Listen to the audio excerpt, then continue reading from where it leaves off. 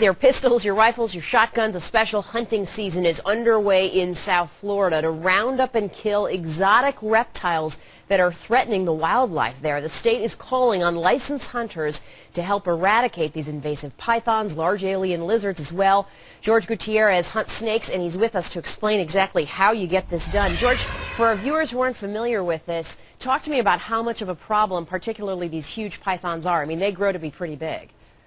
Good morning, Jane. Yeah, they're a huge problem in South Florida. They're an exotic species that don't belong in South Florida.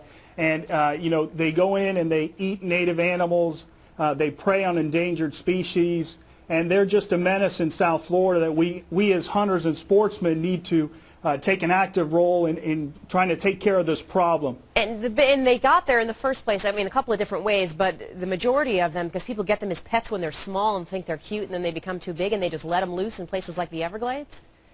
Well, that's one theory. They say that, you know, it's pets that have grown out of their cages and so forth, but there's another theory that during Hurricane Andrew there was a breeding facility in South Dade that had thousands of pythons that was destroyed after Hurricane Andrew came into South Florida.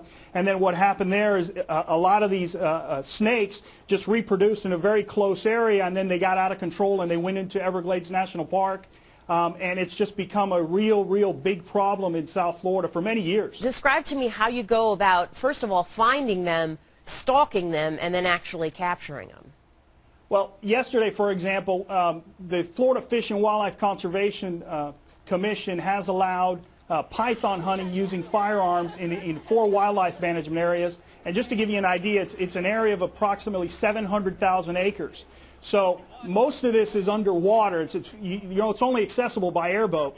So what we do is we walk the levee roads, the dirt roads that separate water areas, and we walk the levee roads. And what happens is, since pythons are exothermic, and it's been cold down here in South Florida, they like to sun themselves in the sun or in the grassy areas on the edge of the levees. And you basically take a nice hike down the road looking for these exotic animals. And then once you see one, which you said is not so easy, more like a needle in a haystack, what do you do? Well, thankfully FWC has allowed us to use firearms to dispatch the snakes and then go ahead and use the hides. And what can you do with the hides? Well, I mean, it's no different than an alligator or leather goods. You can make a wallet, you can make a belt. My wife may get a new purse, you know, in a couple months if I get a nice one. But you know, the number of things that you can do with python hide is just incredible. And you said real quickly you walked 7 miles yesterday and didn't see one, so it's not as easy. Well, as it you know, it was sound. about, yeah, it's a needle in a haystack, and that's why we're encouraging. You know, more government agencies, as well as we need Congress's help to get more of these areas open so that hunters and conservationists can make a difference in trying to control this exotic species. George Gutierrez, Jr., best of luck to you. Thanks.